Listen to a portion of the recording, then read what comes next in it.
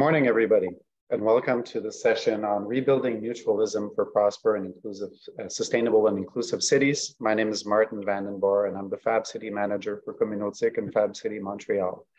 I'm joined this morning by three guests, Mrs. Sara Horowitz, Michael Alden Peck, and Dan Swinney, which I'm going to introduce after introducing the topic of this panel. Our theme this morning on rebuilding mutualism for prosperous, sustainable, and inclusive cities is a theme we developed because as we're engaged in an unprecedented social and ecological transition, our cities and our communities are also being reshaped by new technologies and business models that are amplifying work and social inequalities and eroding the traditional social contract we've had. Drawing from the current experience of democratic grassroots organizations that are transforming their communities and creating new manufacturing revival in several American cities and elsewhere in the world, we will explore how mutualism can create an economy for all from the ground up. I'd like to introduce our guests this morning, starting with Mrs. Sara Horowitz, who's the founder of the Freelance Union and the Freelancers Insurance Company, and is currently the head of the Mutualist Society. She was formerly chair of the board of the Federal Reserve Bank of New York. Mrs. Horowitz is a recipient of the MacArthur Fellowship and has been featured on NPR and in the New York Times, the Wall Street Journals, and the Atlantic, among other publications. A lifelong mutualist, she lives in Brooklyn, New York, with her husband and her daughter. Thank you for being with us this morning, Sara. Thank you. We also have with us Mr. Michael Alden Peck, Executive Director and co-founder of One Worker, One Vote. Michael Alden Peck serves as a board member, executive and governance committees for the American Sustainable Business Network, and was the 2019 recipient of the ASBC's Sustainable Leaders Award. At ASBN, Michael focuses on three campaigns: Ownership for All, Own the Metrics, Alternative ESG human and social capital assets with UN RIST and SEE, and Rebuild Social Economy Ukraine through the SEE ASBN Sustainability Collaboration Partnership announced in December 2020. Michael serves as an executive director and co-founder of One Worker, One Vote. The One Worker, One Vote, a new social bridge, emerged from the October 2009 collaboration MOU between United Steelworkers and Mondragon International, a Mondragon cooperative group. One Worker, One Vote serves as fiscal sponsor for the 2022-2023 Build Mutualism campaign. Michael also serves as co-founder and managing director of a second for-profit startup, the Virtuous Cycle Collaboratory, a majority minority worker cooperative and social enterprise, the mission to flatten unequal socioeconomic curves into shared prosperity, virtuous cycles. Thank you for being with us, Michael. And we also have with us Mr. Dan Swinney, founder and director for strategic initiatives at Manufacturing Renaissance. Dan began his organizing career as a volunteer for Student Nonviolent Coordinating Committee in Georgia in the summer of 1965. In 1970, he moved to Chicago and entered the world of manufacturing. Dan worked for 13 years as a machinist. He organized Steelworker Locale 8787 at G.W. Taylor Forge in Chicago and Cicero. Taylor Forge closed in 1983. Dan then founded Manufacturing Renaissance, MR, in response to the massive plant closings in the Chicago area at that time. Manufacturing Renaissance is a not-for-profit that develops innovative approaches for community development. They believe manufacturing is an essential foundation of a modern society, and as such, the development of their manufacturing sector must be profoundly tied to social inclusion. Dan also writes and speaks regularly for organizations interested in promoting advanced manufacturing and its intersection with public interests. Dan, thanks for being with us as well this morning. To start our panel or start our discussion, I'd like to start with you, Sara. You recently published a book, which I'm currently reading, on mutualism, which even for the people who come from the sector like I do, is fascinating and full of amazing discoveries. Can you talk to us about what you discovered in writing this book and why mutualism is so important at this moment in time? You need to open your microphone first. Yes, thank you so much. And it's really a pleasure.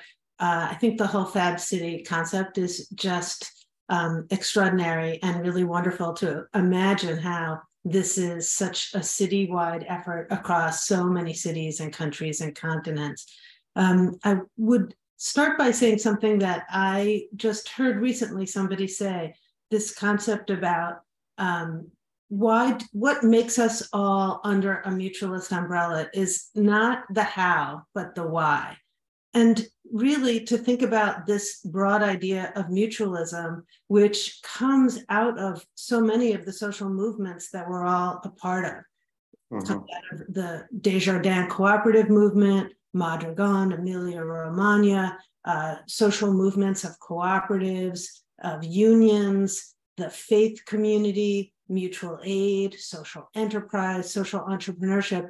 And I would say in writing the book, the thing that really came through to me was that all of these movements were just too siloed.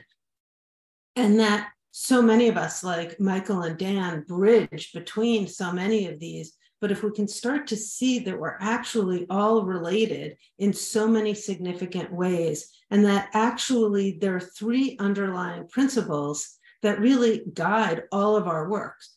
And so the first is that we all work within solidaristic communities. We all see the importance of people building their own organizations. And that the second part is all of this has to be undergirded by an economic mechanism. And by that, it can be alternative currency, it can be dues, it can be services, it can be DAOs, it can be alternative anything. It's just has to have an exchange. So it's not charitable, it's peer-to-peer. And I think the third principle is that we all have a view to the long term. And the reason is because we have to pass wisdom from generation to generation. And so what I think at this moment in time that's so important is that we have to recognize that we have some honest differences. We have different experiences. Our communities speak many different languages, have so many different cultures.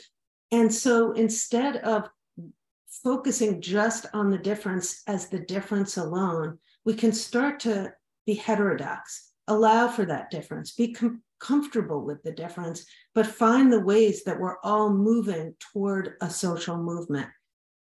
And so I think one of the important things is, in an interesting way, is language. It's the nomenclature. Some people talk about a solidarity economy. Some people talk about civic infrastructure, civic sector. All nomenclature is good, and people should use the language that feels comfortable. But if we can start to see that we're actually part of one movement, then we have this ability to start to coordinate and organize.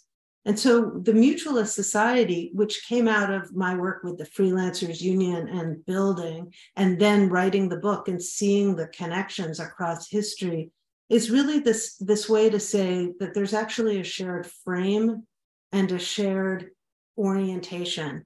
Again, not the how, but the why. And so I think that's what's so important in this message, is that we actually have tools and techniques. And once we can start to spot the other mutualists, they become our allies in organizing to transform the economy and the society. Thank you, Sara. Thank you. Dan, you have been involved, reading your bio, for over 40 years in working with manufacturing projects with focus on social inclusion, not exclusively, also environmental and much broader perspective on the role of manufacturing in our society. Can you tell us about what you've learned as a group with the people you've worked in those decades, and why manufacturing, and I'm quoting you, is an essential foundation of a modern society? Can you unmute yourself, please, Dan? Sure, there we go. Well, thanks so much. First of all, it's just an honor to be part of this discussion with Fab City, and I really appreciate the invitation and look forward to this discussion and ongoing discussions. as you said in my introduction, I'm a product of the 60s and came out of the activist movement, and then entered manufacturing, seen as my future as being a labor organizer of some kind, or working for a union. I spent 13 years as a machinist, and then a union organizer, and then in 1983, my company closed, and it was one company out of 3,000 companies that closed in Chicago during the 1980s. And then in the 1990s, another 1,000 companies closed, with a loss of maybe 250,000 jobs. So that was the beginning of a profound social crisis, in our communities, in our city. What happened in Chicago happened around the country. And so at that point, people began to discuss the notion that maybe manufacturing was dead, and that, societies like the US society maybe should be looking at the new information age or the new service economy. And actually, I didn't know the answer to that question. I was critical of both the superficiality of both the left and the right from my perspective. And so I created Manufacturing Renaissance to answer that question. And so we began, and maybe for 15 years, we were a sort of SWAT team around plant closings. But we were always looking at plant closings from the standpoint of the impact on the community and on public interests. And so our first client was the Harold Washington administration in Chicago, and we worked on behalf of unions and churches and community organizations. And so we looked at lots of companies on both in Chicago and around the country. And of course, we found some companies that should close. They were just had an old product or beyond repair, and it was important not to waste time and money on what would be failing projects. But having said that, every large public, the company I worked for was a company called Taylor Forge. That was a subsidiary of Gulf and Western. Gulf and Western's business plan was milking the cash cow. I mean, they're encouraged by Wall Street to do everything that was possible to get the highest return in the shortest amount of time, even if it meant destroying productive capacity. And that was a company that could have, stayed open for another 30 years, but it's the policy of the company, for short-term interest drove it into the ground. Another major company in Chicago was U.S. Steel Southworks. Same situation. Southworks was one of the most profitable steel companies in the world. And David Roderick, who's the chairman of the board of U.S. Steel, said, "I'm in this business to make money, not steel." And he dismantled that company, which had a devastating impact on that community to this day. So also we looked at small companies. 90% of manufacturing companies have less than 100 employees. And we found small companies faced with the challenge of an aging owner with no successor in the family. And these are companies that were viable. And we did a study of 800 small companies with a principal who was 55 years or older, and found that 40% were at risk of closing only because of the issue of succession, which meant these were viable companies with viable markets and technology and workers, and with a new owner like employees or Black and Latino entrepreneurs who've been excluded from ownership in manufacturing was a way to solve that problem. So from that, sort of summarizing that experience, we came to the conclusion that manufacturing was far from dead, and that if labor and manufacturers, government had been slightly more creative and proactive and aggressive, we probably could have prevented about 80% of those closings, which meant the crisis we have and have to this day simply didn't need to happen. And so we saw lessons learned. First of all, in the course of understanding manufacturing, we recognized it as the essential foundation for sustainable society. And so not just because I'm in manufacturing did I come to that conclusion. The wages in manufacturing on average are $85,000 a year. We're talking about US situation. Each manufacturing job generates at least 6 other jobs in the economy, where in the service sector, each service sector job generates maybe 1 other job in the economy. If you're talking about retail, each retail job generates maybe a quarter of a job, other jobs in the economy. So manufacturing is the essential foundation for a broad-based middle class. It also is, it's the only sector that's going to solve the climate emergency. It's going to be new products, new processes, which is going to reverse the contamination and deal with the contamination of the planet. And it's also the essential source for building social capital. Work in manufacturing is collective, it's social, it requires communication, it's constantly focused on innovation in all kinds of different ways. And so a healthy manufacturing sector gives rise to a healthy community in terms of providing context for the development of leadership. But so today, though, the crisis in manufacturing continues. I mean, there's headlines about reshoring and so on and so forth. But today, back in the 60s, manufacturing constituted maybe 25% of GDP. Today in the United States, it constitutes 11% of GDP, which is about the same as the West Bank and Palestine or Afghanistan. And despite the headlines, it continues to decline, which is leading to growing income inequality. I'm sorry, there's still contributing to the climate crisis and to a political polarization. And certainly in the United States, that's crystal clear. So in my view, the crisis itself was a product of the strategies from Wall Street, really neoliberal strategies in capitalism, to look for the highest return in the shortest amount of time, no matter what the consequence was, as well as passive government that got out of the way of the private sector, with huge impact, a negative impact on our society. So now we have a situation where system change has now become a mainstream issue. People are looking for a new paradigm of development. The question is, what direction are they going to go? Are they going to go to the left? Or are they going to go to the right? Are they going towards sustainable development? Or are they going to go to a more polarized society based on militarism and mass incarceration? And I think my belief is this crisis is now real, it's structural, it's broadly understood. So I think there's a potential for fundamental change, which is greater than the 30s and greater than the 60s because of the character of the economy. And what it requires is that our movement in the social economy, as Sara said, whatever the name we call, however we define ourselves, those of us who are committed to social interests and development that is economically, socially, and environmentally sustainable and restorative, need to contend, need to begin to think big, need to begin to realize it's not enough to be the third way, to have a niche in society where we can do our thing and seed, the market, seed enterprise to large scale, companies with a very narrow vision, that seed, government to those who want government to be passive and complicit with, get rich quick strategies.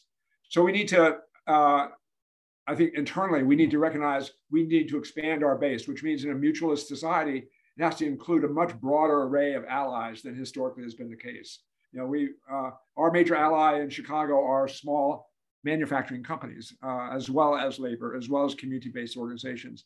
We have an organization called Ministers for Manufacturing, which involve the faith community in becoming a defender of a proponent for manufacturing. We have the Young Manufacturers Association, which takes young people and begins to introduce them to everything we've talked about manufacturing and to identify their role in both not only production, but in engineering, in product development, in ownership and management of companies.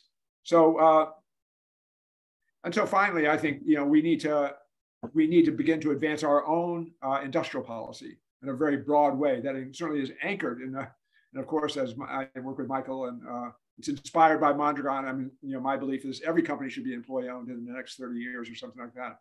But we also ought to be working with privately held companies. There's the issue of ownership succession. We should be content. In Chicago, there's 1,000 companies that are going to be available for sale in the next 5 years because of the baby boom generation retiring. We need to be buying those companies and thinking that way.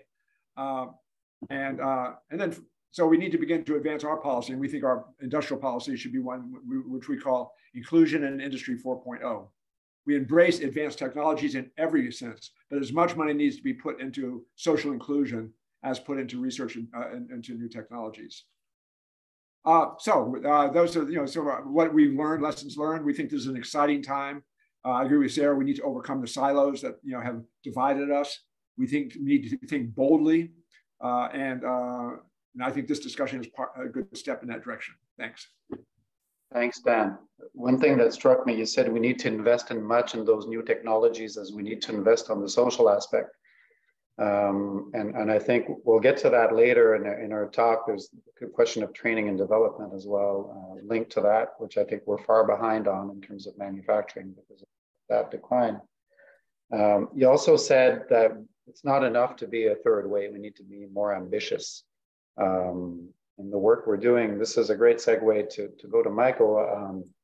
Michael, as with one of your hats as a representative of Mondragon in the United States, you have an insider perspective that comes from an organization that realized this paradigm shift many years ago. Can you tell us about the Mondragon Group, and from your experience, share some of the key elements that we can draw from the Mondragon experience in advancing mutualism in the manufacturing center and in general in the Americas? Certainly, Martin, thank you. Right now, if you look at the US press, you're going to see lots of articles about people from blue states moving to red states, but they're actually moving to the blue cities in those red states. And as a result, the red states governments are going for the blue states, the blue cities in their state. It's just an amazing, sad story.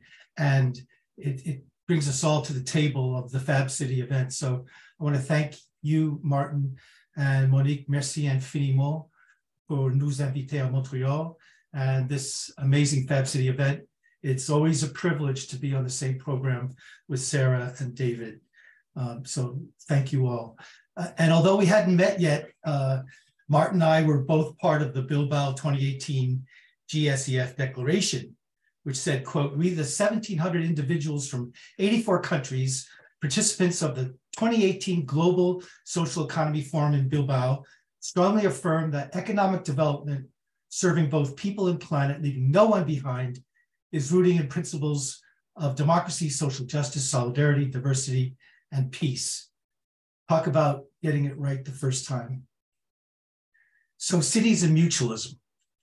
I've served as Mondragon's international delegate for the USA and Canada for 2 decades, from 1999 to 2019, and was part of meetings and missions that included the deputy mayor of New York City and his delegation at the GSEF 2018 event that resulted in the Bronx Innovation Factory vision, a spinoff from the Bilbao Innovation Factory. At GSEF Bilbao in 2018, the president of the American Sustainable Business Council attended, and he later partnered with Mondragon Social Economy Europe and the United Nations Research Institute for Social Development on the current Beyond ESG Global Own the Metrics campaign. Our colleagues from the UK Preston model, and specifically the Preston Cooperative Development Network, were there as well in Bilbao, and they then partnered with Mondragon social transformation leaders like Marta Bochados and Ibon Zugasti, Oscar Morgueta, who heads up business banking at Labrador Cucha Mondragon's Bank, Aitor Latharta from Mondragon University, and Mondragon's global head of public affairs, Inigo Awafuri. Mondragon's role in the sustainable imagining of Bilbao, one of the world's primary examples of how culture transforms cities, starts with the stakeholder local enterprise funded bet on a Guggenheim Museum that Mondragon cooperatives helped to erect by manufacturing and curving titanium plates into the iconic structural skin we all recognize. The previous mentioned Bilbao Innovation Factory, in partnership with Mondragon, continues to create cooperative startup history. It's now filled with an international community of 2,500 Mondragon Team Academy members, co-creating a global network of social innovation ecosystems, 30 startups, 19 international labs, 20 corporate projects to date.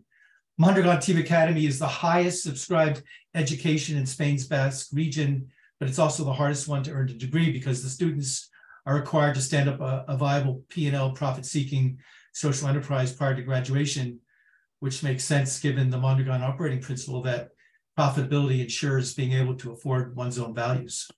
One of the distinguished MTA graduates, Ana Aguirre, is co-founder and worker owner of TZBZ Cooperative, currently serving as the global youth president and youth representative to the board of the International Cooperative Alliance. And she's also a chapter contributor, as is Sara, of our recently published book, Humanity at Work Life, Global Diffusion of the Mondragon Cooperative Ecosystem Experience, a collective labor of earned merit, vision, and determination by 38 contributors in 6 countries, 3 continents, proving how solidarity, innovation, and conviction forge sustaining local and global social economy practice on behalf of the greater common good.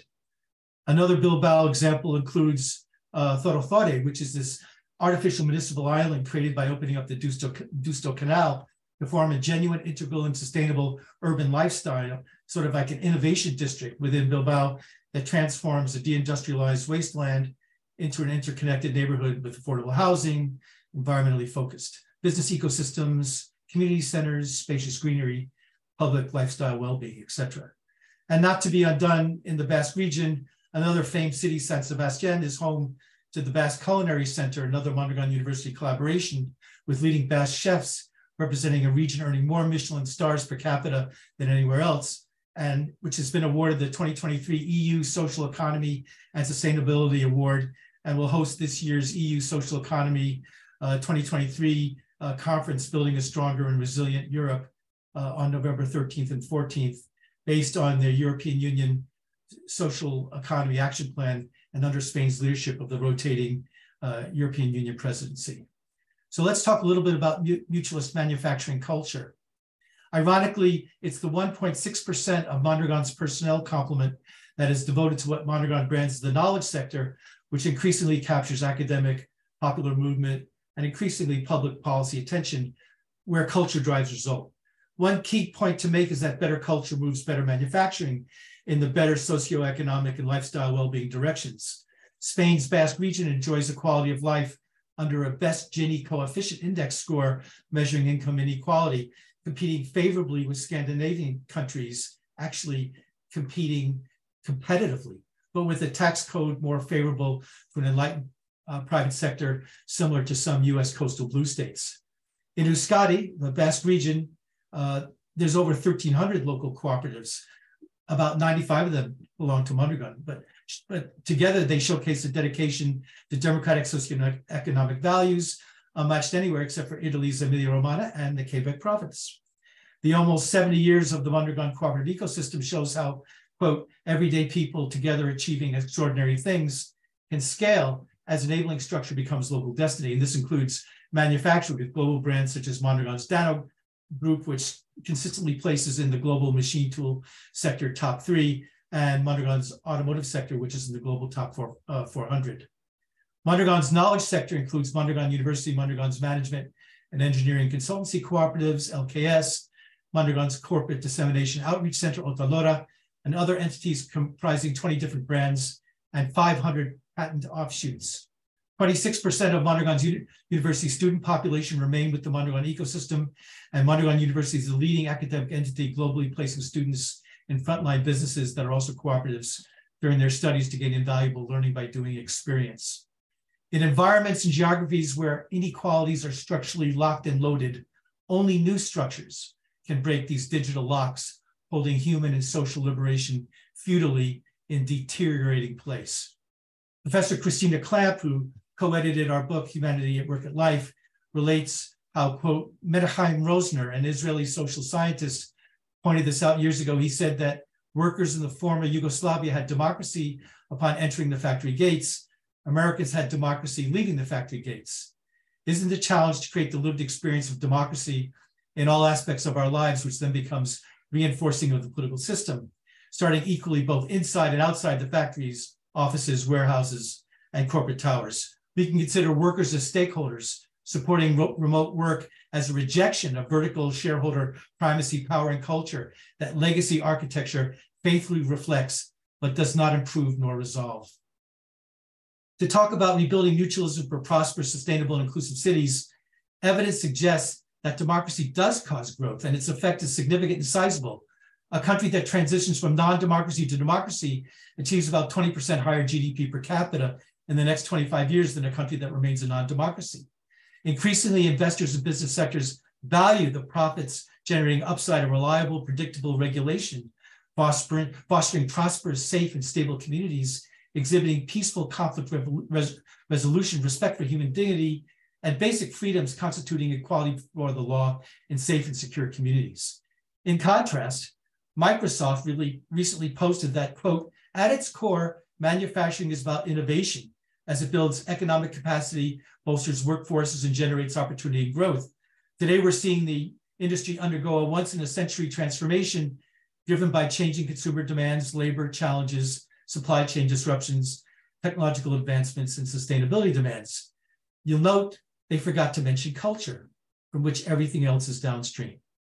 Talent, attraction, and deployment and development, people embodying social and human capital assets are key to the success of companies.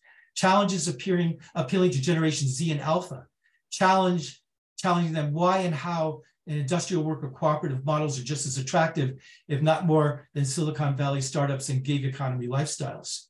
We are seeing the opposite occur in the USA, where rising generations overwhelmingly want to join a union, and where many want to design their own structure, own and govern their virtual and physical workplaces. Why not mix and match? Why not connect worker cooperative culture with worker ownership and democratic governance and elevate the role of an equity share and a voice in the decision-making table? To conclude, lessons from the Mondragon cooperative ecosystem experience that show, not tell.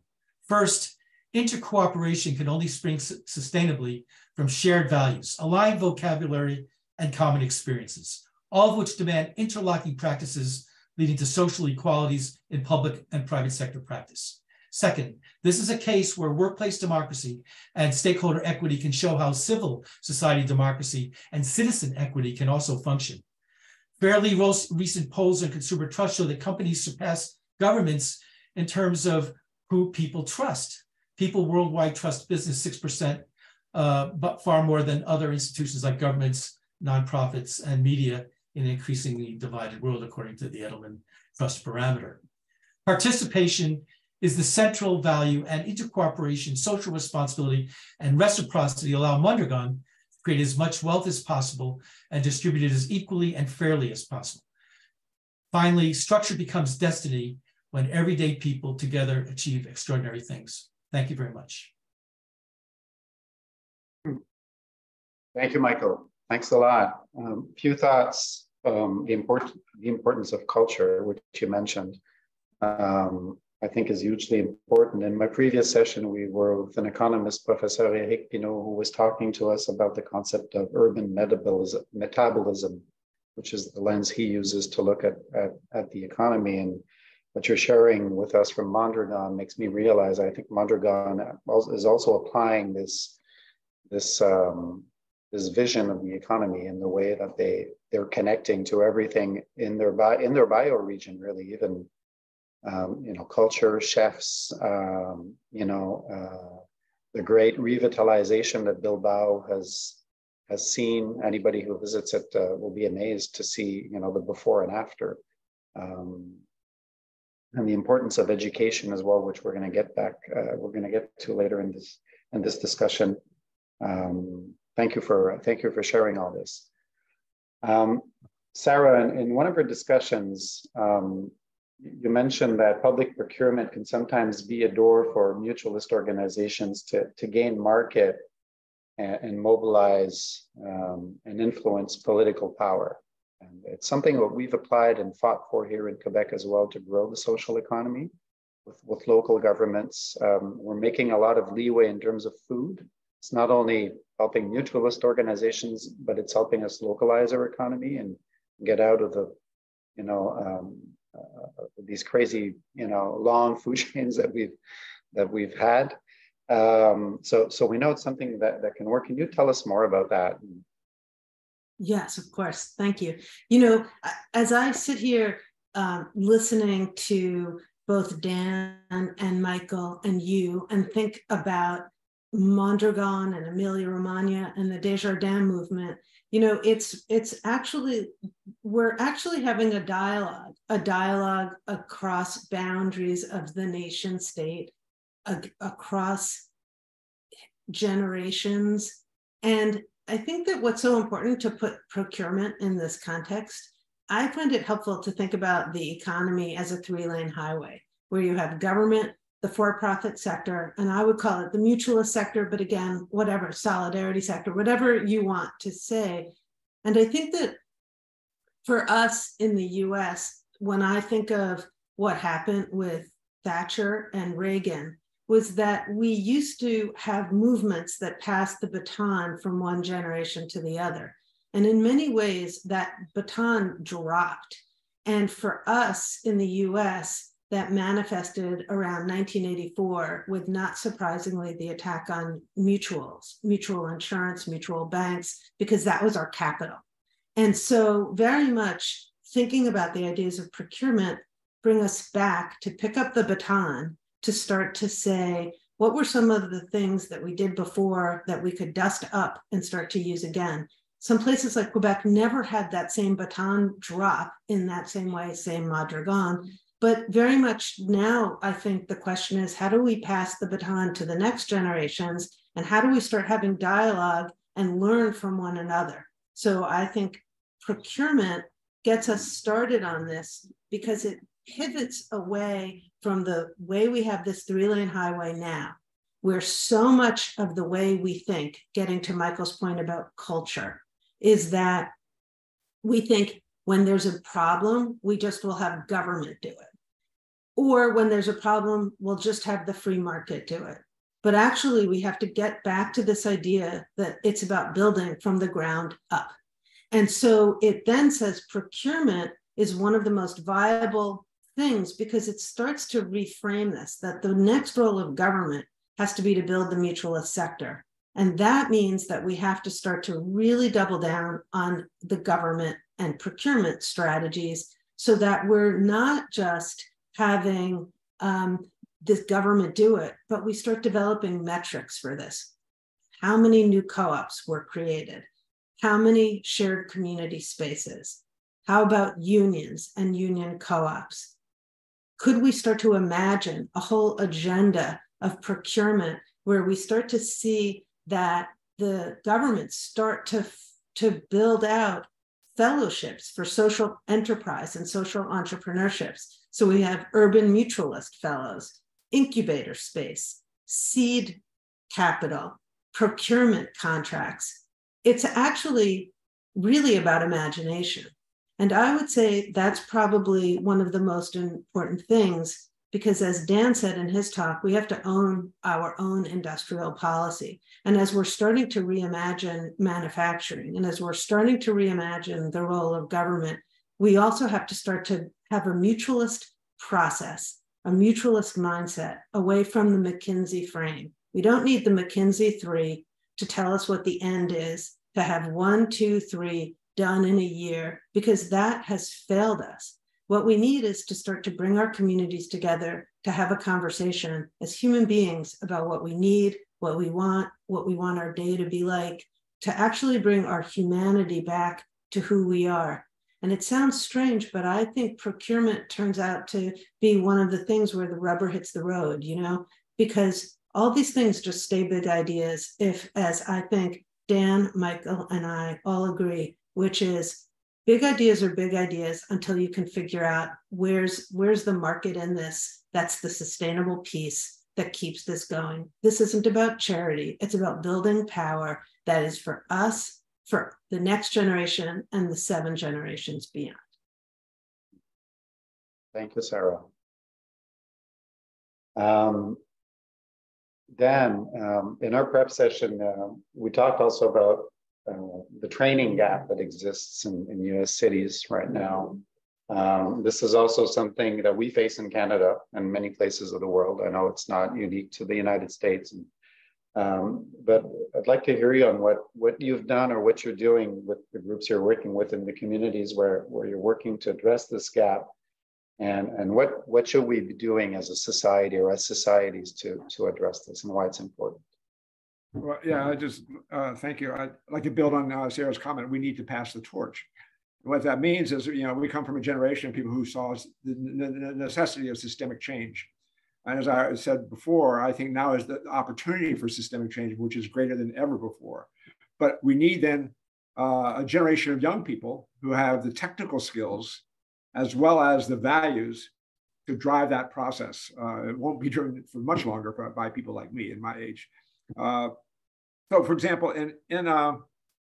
as a reminder, Mondragon began, first of all, with a polytechnical school that was created in the 1940s, which did exactly what I'm talking about. It trained a generation of young people with technical skills, but also values that the purpose of a company was to build a community, the values of sustainability, of mutualism. And then that set the stage for young people who then took over a company and created and transformed it into a cooperative. It wasn't a startup. It wasn't something that took what existed and transformed it because they had the skills to do so. So to me, in the Chicago area, as I described,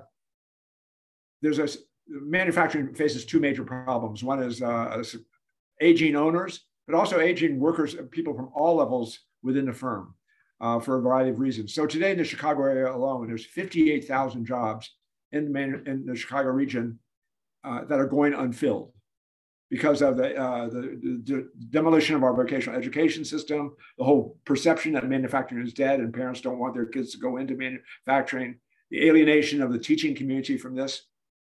So to us, this is the role of education and participating in education as critical. And when we speak about education, we don't just think about a pipeline for workforce development.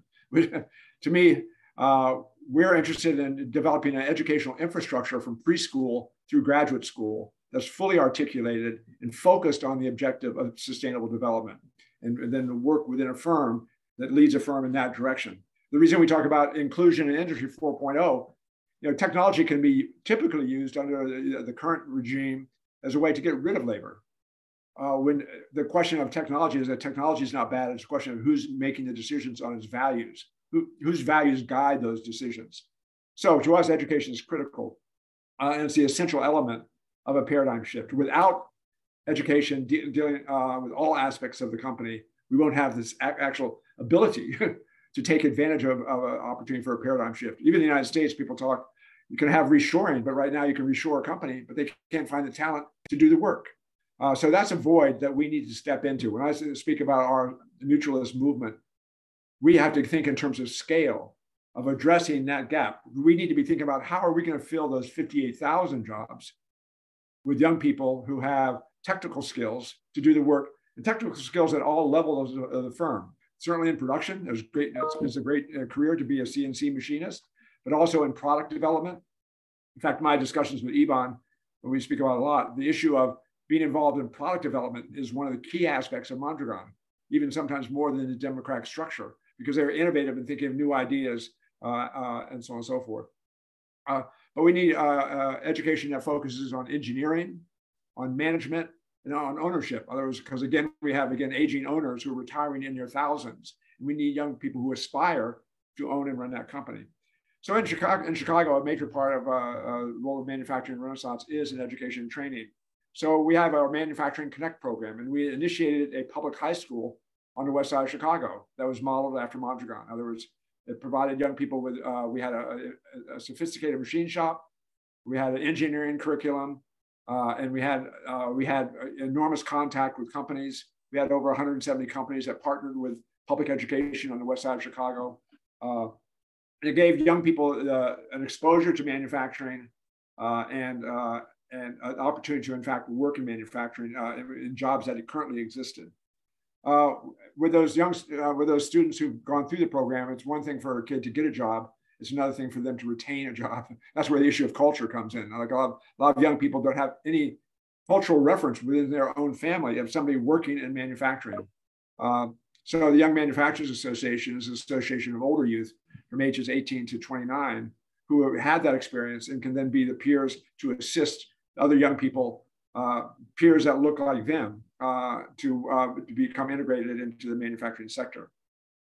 What's critical if you're thinking in terms of scale is instructors in the education system, because a big problem we have, that every program has around career and technical education is finding skilled instructors. So in partnership with the Chicago Teachers Union and the National Institute for Metalworking Skills, we've created what is called the Instructors Apprenticeship for Advanced Manufacturing, because we need instructors who are technically competent, but also culturally and pedagogically competent. So again, so those are the kinds of, and then finally, we need to shape policy that, in fact, makes that kind of investment. So we're fortunate in Chicago to have a new mayor who we think is going to be wide open to the discussions that we're having today. And our first proposal to him is that we need to have 40 to 60 schools in the next 5 years that, in fact, incorporate these values. And we've identified a funding source for those programs, and the mayor has agreed to meet with us, and we'll be advancing education as fundamental, because we can talk about all the other aspects of work, but without an educational infrastructure that's guided by technical competence as well as values, we don't have a chance.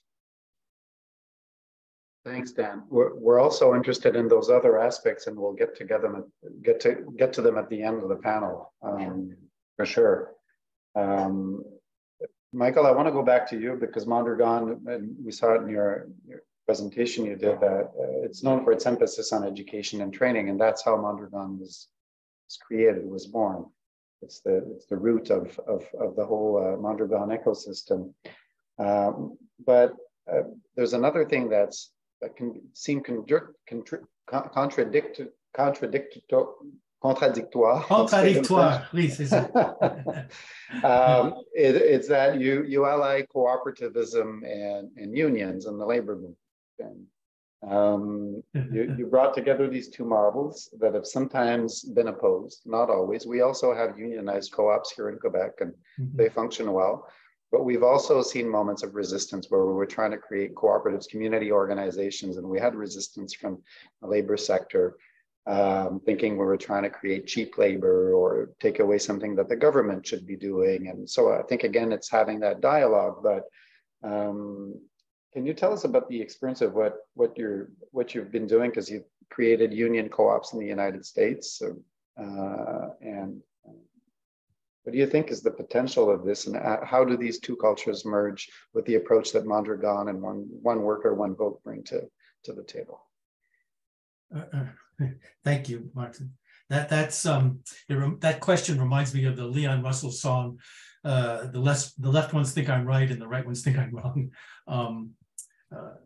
But I have to say that hybrid shared ownership structures are the key, especially in hybrid nations, which is certainly Canada and the United States, the mosaic, trying to produce the solidarity dividend, which is what we're talking about.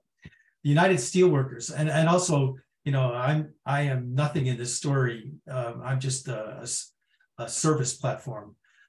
It totally takes a village. It totally takes a union co-op village.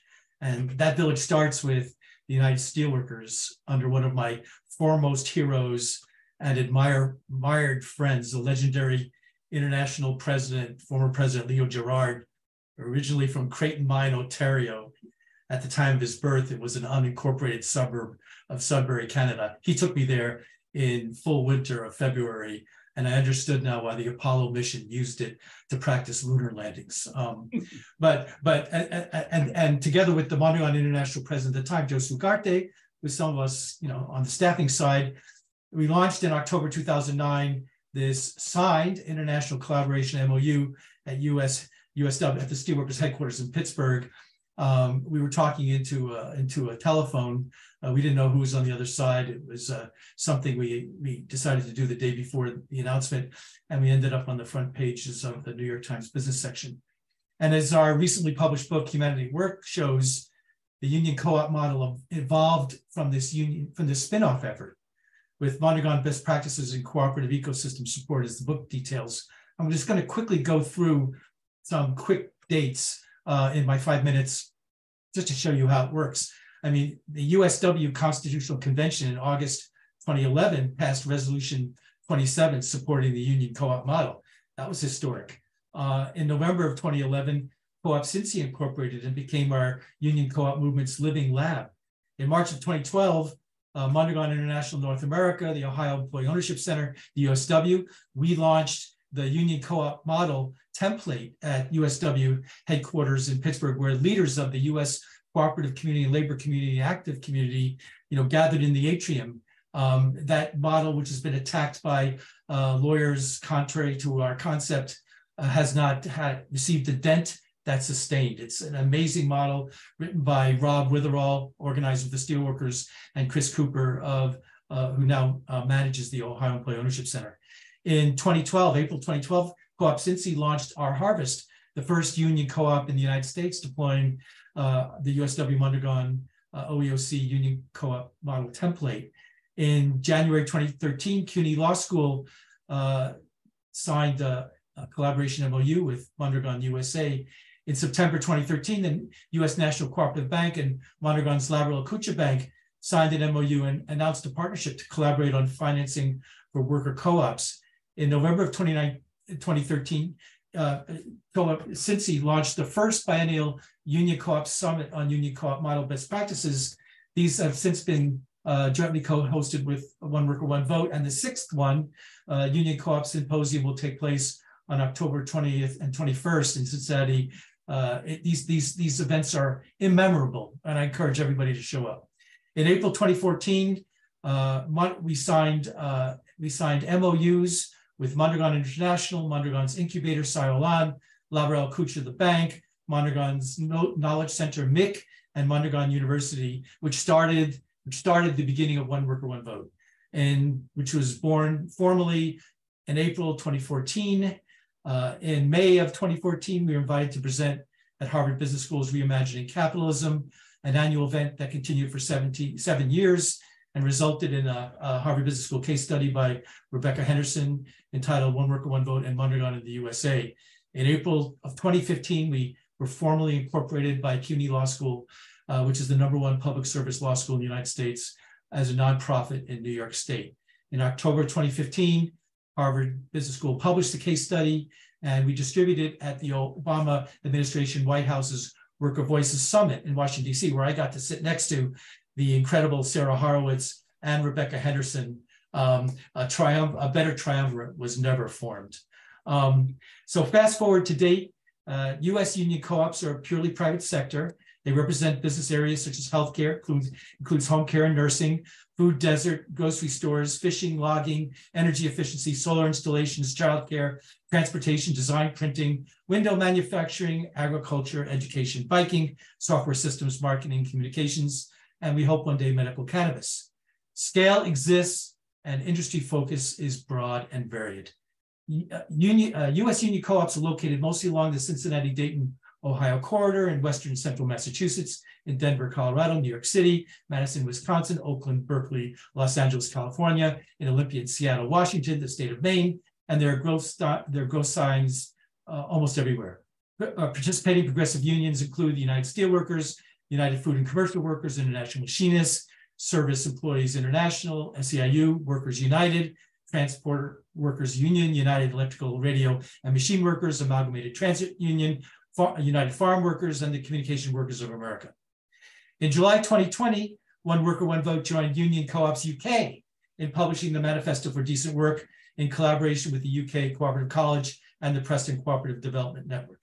And finally, published on March 27th of this year, our book, Humanity, Work at Life, with its 38 contributors from 6 countries, 3 continents, outlines the story and predicts its growing future. And on that very same day, the recent US General Assembly resolution entitled Promoting the Social and Solidarity Economy for Sustainable Development was also published and then adopted by 28 countries from all continents with no objections on April 18th, 2023, paving the way for a new social solidarity economy approach to ESG SDGs without greenwashing or virtue signaling, by the people, for the people, of the people. So my conclusion is, as you can see, this is a process without an endpoint. It's now, it's no longer domestic, it's international, it's global, and the process continues. And the union co-op model will fall under the banner of mutualism in practice and under the social economy banner in terms of groupings. And these are much bigger, much more inclusive circles.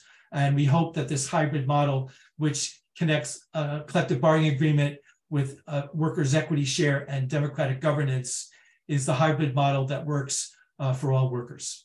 Thanks. Thank you, Michael. And some of this, I think, is going to be presented more in detail or discussed at the Innovation Summit, Global Innovation Summit in Montreal, right? This September. There'll be some people from this ecosystem. For those who are interested, we will share that through our socials on Communautique. Thank you so much, Michael. Time's flying really fast. We have about 7 minutes. I want to keep a few minutes for the thank yous, but quickly, whoever wants to jump in, what do we need to do to forward inclusive manufacturing in the next 20 years? We haven't already talked about. What would be the either at your local level or globally, like Michael just framed it?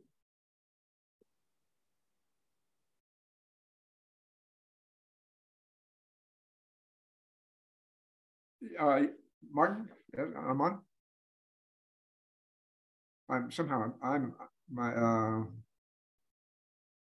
Martin, you're on mute. Oh, there we go. I think Dan's. Oh, you're on, Mike. I was on mute. Dan, you're on. Go ahead. Sorry. Okay, sorry about that. I think what we found, the progressive movement, the solidarity movement, needs to understand manufacturing. I'm sort of stunned by how little the progressive movement, broadly speaking, that includes the solidarity economy, understands manufacturing. In large part, people are mystified by it. They haven't had a direct experience, and yet And so I think there's a big job to be done of connecting the two aspects of mutualism and the solidarity economy with a sector that creates real wealth and provides the margins that makes a democratic society possible. So I think there's a lot of work to be done in that area of work. So the kinds of tools we're talking about, whether it's in education, and so on and so forth, are guided by an understanding of the economy and the importance of the manufacturing sector as the key sector where we need to intervene. And you said earlier, you know, that this moment is important. There was the 20s, there was the 60s, and we're turning a corner right now, right? Where we're going to reinvent our cities. A lot of sectors, there's a lot of new sectors that are created, others that are disappearing. So this is a moment where we have an opportunity to make this happen. And I think the point being by let's say the succession crisis opens the opportunity for people who believe in cooperative development to buy companies that exist. I mean, the chance to take over an existing company as opposed to a startup, the probability of success is far higher. The skills creates an opportunity for us to talk about, you know, both education, getting a good job that supports a family, plus being an owner of the company, as opposed to simply being a worker for the company. So exactly, the crisis in manufacturing offers a huge opportunity that the social movement and the social economy movement, the third way, needs to embrace with passion.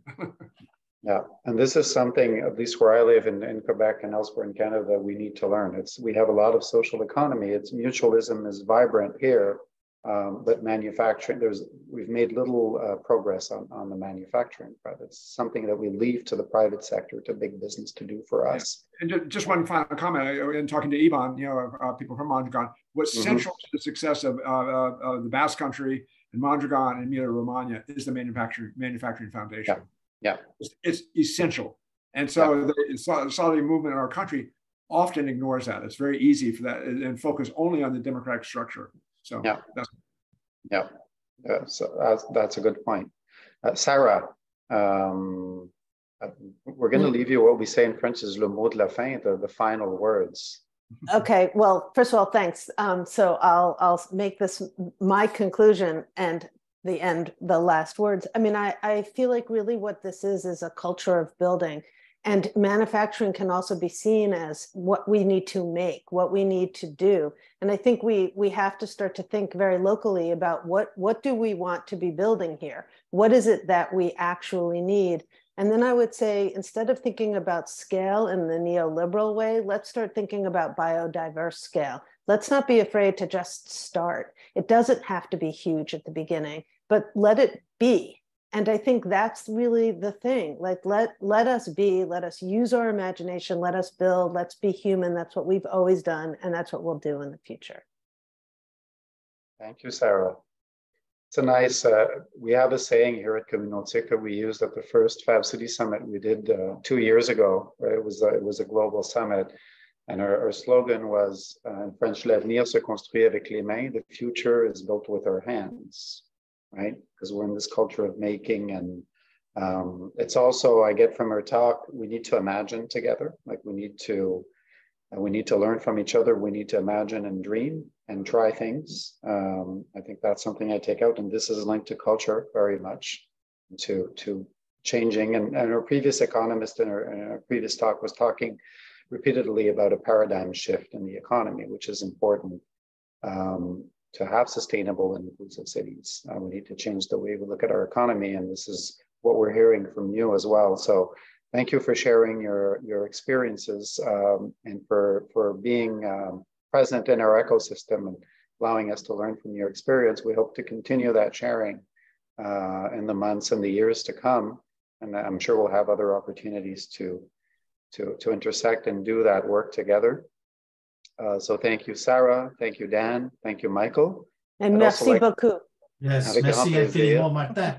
And I'd like to thank the people that joined us. You can't see them on the Zoom, but we have people that were live with us, and just let people know that this will be available for recording and to reach out to us at Communautique. And if you have any ideas, questions, related to the topic we discussed for either future talks or to do things together, don't hesitate to reach out. So again, thank you very much for your time, and we hope to see you soon. revoir.